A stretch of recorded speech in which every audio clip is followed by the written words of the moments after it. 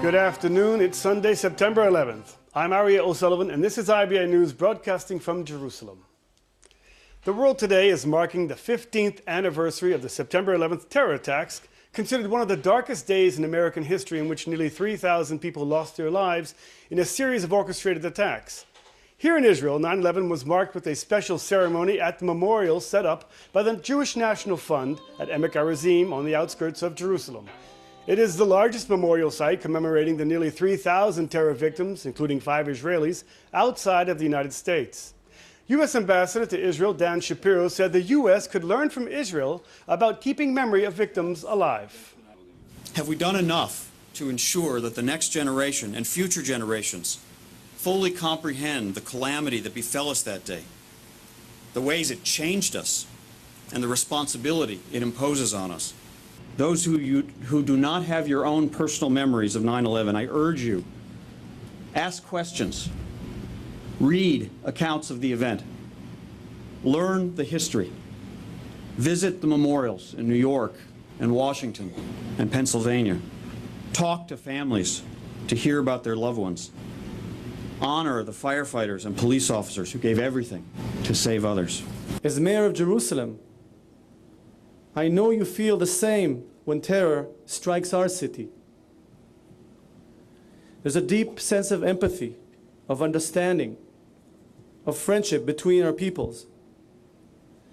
This profound connection is what led us, together with KKL, decide the place and make sure that the memory, the memorial, is based here in the city of Jerusalem. We all understood that our world was about to change, and that the struggle we were engaged in was not a struggle against an empire or even against a country, but a struggle against an idea.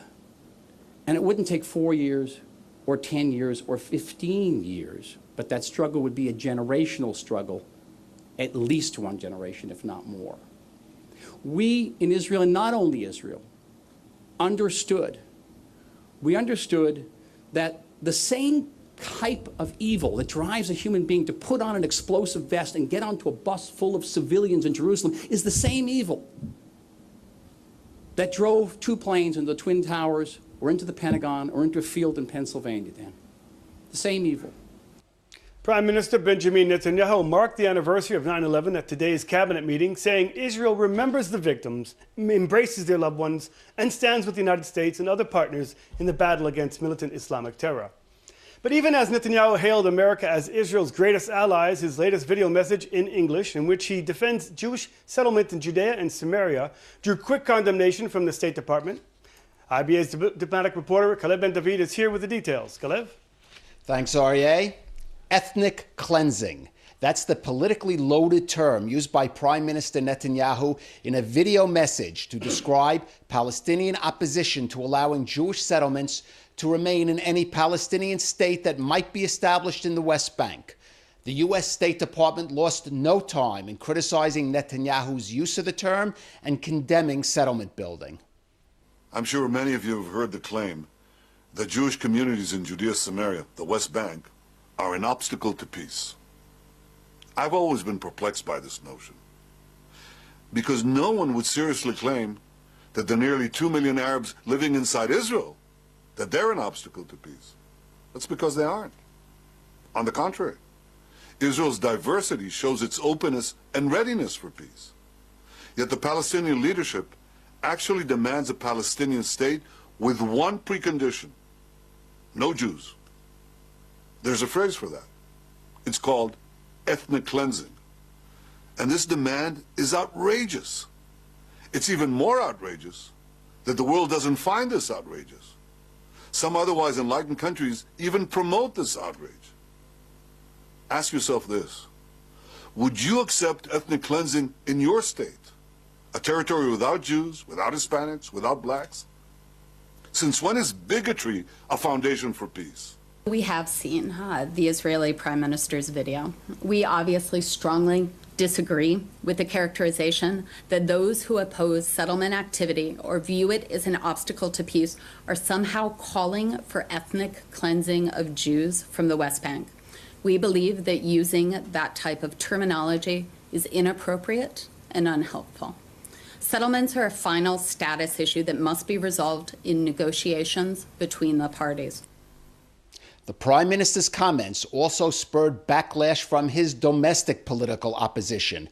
United Arab List Chairman Ayman Odeh slammed what he described as Netanyahu's chutzpah in comparing Jerusalem Jewish settlers to Israeli Arabs, saying Israeli settlements established in recent decades in violation of international law bear no comparison to Israeli Arab communities in place for hundreds of years.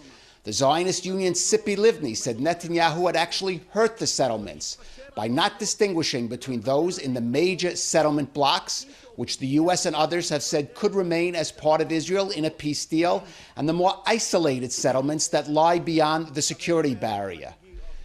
Ahmed Majalani, an advisor to Palestinian President Mahmoud Abbas, dismissed Netanyahu's comments as silly and said it is Israel that commits ethnic cleansing in the West Bank every day by building more settlements.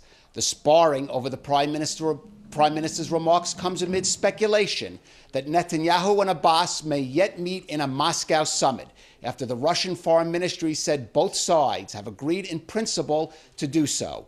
Palestinian officials have given contradictory statements over the willingness of Abbas to do so without Israel first instituting a freeze on all settlement construction and freeing more Palestinian prisoners. The Prime Minister's office has commented, if the Palestinian Authority can say with one voice that they are willing to meet without preconditions, then Prime Minister Netanyahu will meet President Abbas. Also, at today's cabinet meeting, the Prime Minister revealed that a high-level delegation from Facebook is in Israel with the goal of improving its cooperation to prevent the social network from being used as a tool to disseminate incitement to terrorism.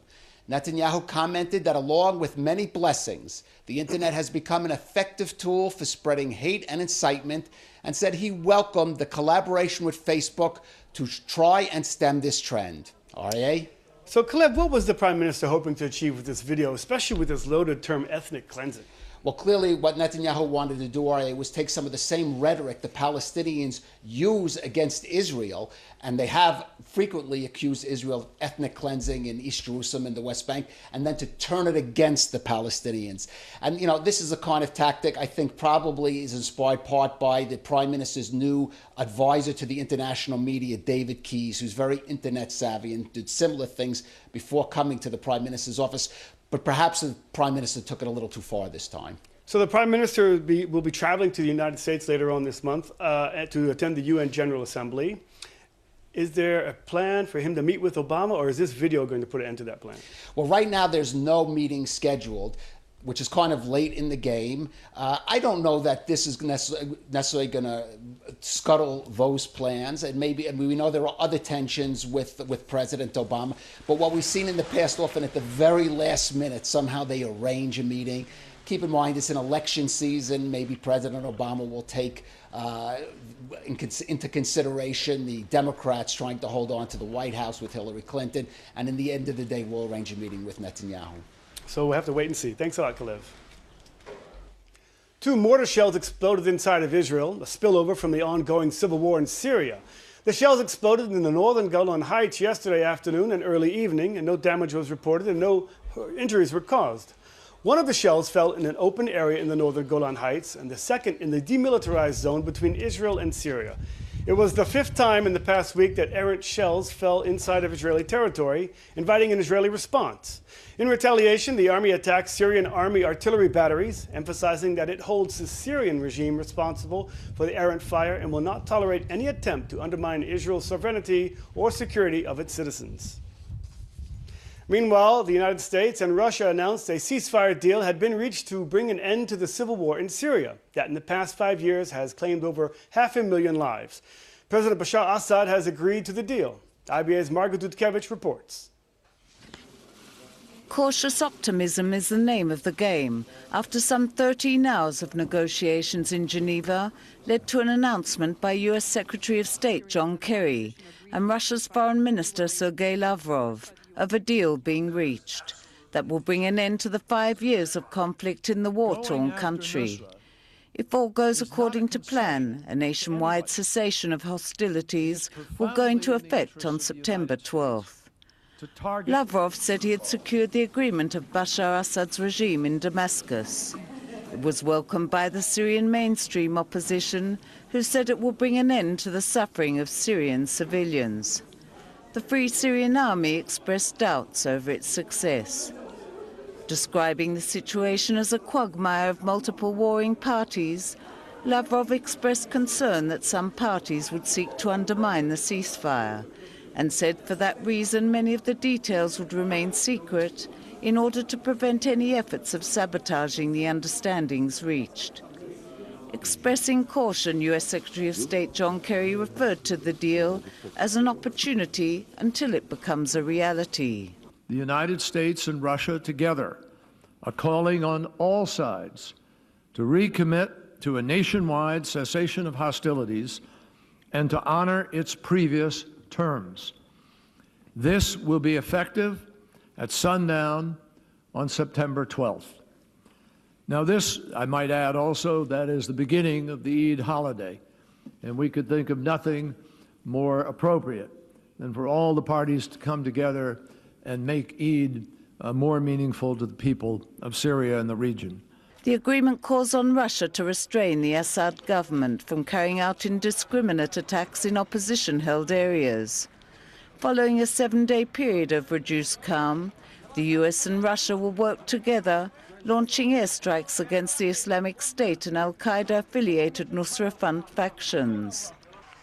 Despite talks of a cessation in hostilities, just hours after announcing the deal, the Syrian Air Force targeted a residential neighborhood in Aleppo and an outdoor market in Idlib, killing and injuring dozens, including women and children. Now this requires halting all attacks, including aerial bombardments, and any attempts to gain additional territory at the expense of the parties to the cessation. It requires unimpeded and sustained humanitarian access to all of the besieged and the hard-to-reach areas, including Aleppo. Then U.S. and Russian experts will work together to defeat Daesh and Nusra. I want to emphasize, these measures can only be implemented effectively if all the parties live up to their obligations. Previous efforts to secure a long-term ceasefire in the war-torn country have so far failed. Many believe that the key to success in ending the bloodshed that has claimed hundreds of thousands of lives lies in the hands of Russian President Vladimir Putin, and not America. Margot Dudkevich, IBA News. We return now to the anniversary of the 9/11 terror attacks, and joining us in the Tel Aviv studio is Dr. Anat Hochberg Marom, an expert in counterterrorism. Dr. Marom, thank you for joining us. Hi, thank you. Anat, in the past 15 years since the event, many Americans, and indeed many people in the world, say they still fear terror attacks. Yet there's never been another major terror attack in the United States since. So how has terror changed, and where's terror playing out? I would say that the terrorist security, it is not that it has evolved, it has changed. It is much more sophisticated, decentralized as compared to what was 15 years ago. It is even, I would say cautiously, it's even more dangerous than it was 15 years ago. And why? And how come? And how can we explain it? 15 years ago, the social networks, those social media was only at the beginning. If we take it into consideration in the current time, we have to notice that there is a big change. ISIS is not a consequence or result of the social media, but it utilizes the cyberspace, particularly social networks, in order not only to spread its ideology, but to inspire. And the power of inspiration is its huge magnet. It's these thousands of followers and sympathizers all over the world. So you're saying that the smartphones, the Facebook, all the new social media is able to recruit people as well? Right, to spread the militant messages, gruesome images and movies all over the world. And we don't have to go to any training camp in Afghanistan and Pakistan in order to be recruited. but we have to track all these young teenagers even that follow the militant messages all over through the social networks daily, 24/7. Every day, all over the world, there's spread of the militant messages. Well, let's talk about the ability to spread a mass message. After 9/11, there was a sense in the media that the West became sort of conscripted against the war on terror, to the point that it supported the invasion of Iraq and Afghanistan on the flimsiest of pretexts. Do you think that the audience of the media today is more sophisticated, or can it be swung like soap on a string again? I would say that the audiences is also very sophisticated, but ISIS is first foremost a terrorist organization, which is a hybrid entity. It's not only the terrorist organization, but it operates like an army, it functions like a state or mini-state. It also behaves like a startup. It has tons of money, tons of dollars that you just theft from many sources during the last 2 years. And we have to take into consideration here a very sophisticated and skilled entity that knows how to target, target very targeted audiences for its own. It's not only in the Muslim world, also in the Western world, all over. Well, would you say the war on terror has achieved its goals, or maybe it should have gone after social media and where the terror is thriving? We should emphasize and we should allocate a lot more resources and budget. We have to enlarge the budget in order to counter this kind of terrorism, yes. Dr. Marom, 15 years ago, Israel was trying to present itself as a fight against the terrorists, the humans against the terrorists. And it wanted, after this attack happened in America, for the world to see the light and maybe join its side. But that didn't really happen. Why not? It's a mixture of circumstances and reasons and factors over here. It's a very geopolitical, vast geopolitical issue. It takes time to answer this question. Okay, Dr. Marom, thanks for joining IBA News. Thank you very much. In Tel Aviv, the last 3 bodies buried inside the rubble of the collapsed parking lot were discovered over the weekend, raising the death toll from last Monday's tragic collapse to 6. The bodies were extracted from the ruins, bringing the end to the 6-day rescue operation. The identities of the men have not yet been released, and the bodies were taken to the Abu Kabir Forensic Institute for identification. One of the men was 29-year-old worker Mohammed Dawabsheh from the Palestinian village of Duma, who was known to be among those trapped. The 4-level underground parking garage was under construction when it collapsed Monday, injuring over 25 people. A police investigation has been launched into the affair, and Director General of the Danya Sebus company, which was building the garage, insists the collapse occurred due to an engineering failure and not a safety one, and that the site passed inspection in June, revealing no safety defects. Turning to the carnage on the nation's roads, which this weekend left 6 people dead in 3 separate traffic accidents. 4 people were killed in a head-on collision along Road 772 in the Haifa Bay area overnight. The victims were identified as Moshe and Rivka Cohen, an elderly couple from Kiryat Bialik, their Indian caretaker, and Yasuf Aridai, a Druze resident of Dalat el Carmel. Apparently one of the vehicles was driving against traffic. In a separate accident, a 6-year-old Palestinian girl was killed near the entrance of the Gush Etzion community of Efrat after she was hit by an Israeli vehicle. According to an initial police investigation, the girl was hit by a car leaving Efrat when crossing the street on her own. A motorcycle rider in his 30s was killed after a car struck him next to the historic interchange. Paramedics pronounced the man dead on the scene. Israel Railways announced today it will close 3 of its main stations in the middle of the working week in Tel Aviv area in order to carry out work on the infrastructure of the fast rail link between Jerusalem and Tel Aviv. The rail authority said the stations affected are the Savidor Central, University, and Shalom stations that will be shut from September 19th through September 27th. The number of trains will also be reduced and travel routes changed. Just last week, the High Court of Justice declared Prime Minister Netanyahu had superseded his authority in ordering the cessation of work on the rail lines over Shabbat and issued an interim order permitting work to continue despite the controversy it caused and the objections from the Haredi parties. Israel's prison authority is investigating how a Palestinian security prisoner affiliated with Hamas succeeded in leaving his cell in a protected wing in the Eshel prison in the south without being detected by the prison guards. The Hamas prisoner was later spotted loitering near one of the prison's outer walls in an effort to retrieve a package of cell phones inside the prison.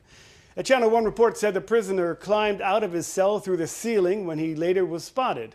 The report said prison officials failed to acknowledge the security breach at first, focusing on the fact that they had intercepted packages containing cell phones and SIM cards, which had been thrown over the prison fence and was to have been retrieved by the Hamas prisoner. The Arab League says it plans to foil Israel's bid to gain a seat on the UN Security Council when it comes up for a vote in 2 years' time. At a meeting in Cairo on Thursday, Arab League Secretary General Ahmed Abdul Gheit said the Arab states will make every effort to thwart Israel's attempts when elections are held at the UN General Assembly in October 2018. Israel requires a two-thirds majority in the 193-nation General Assembly in order to win a seat and become a Security Council member. It's Sunday, and here are 5 good news stories that might give you a reason to smile and kick off the start of a new week. Good news for Israeli avocado growers. Europe is going green with the Israeli version of the superfood, which is experiencing never-before-seen demand across European shelves and raising high revenues for the local industry. Jerusalem's American Colony Hotel was chosen as Israel's best luxury boutique hotel in 2016. The hotel was awarded the prize by the renowned World Travel Awards magazine, considered as the Oscars of international tourism industry. An honor for Israel's Bank Leumi. The bank's president and CEO, Rakefet Rosak Aminach, was listed one of the world's top 100 powerful women in finance and industry by the acclaimed Fortune magazine. Rosak Aminach was the only Israeli to make the prestigious list. Israeli app Glasses Off, which aims to lower vision age, has reached 1 million users worldwide. The app attempts to train the brain to weaken its dependency on reading glasses within 3 months. And finally, more pride for Jerusalem's Hebrew University, which continues to maintain its position as the country's top academic institution, claiming at the 148th spot of the Q's World Universities rankings. And hopefully we have more good news, as Israel's rower Moran Samuel is at this hour racing in the finals of the Paralympic Games rowing competition in Rio de Janeiro. The 215 world rowing champion hopes to bring home a medal. And I believe we hear she just won the bronze medal. She just won the bronze. Very good for her.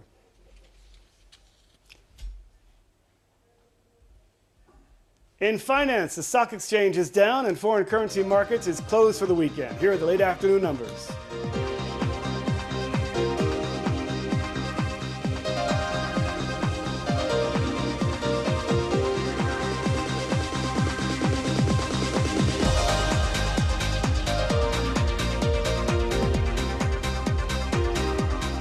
Turning to the weather, and it will be more partly cloudy skies and pleasant temperatures. Here are the expected highs and lows at home and abroad for the next 24 hours.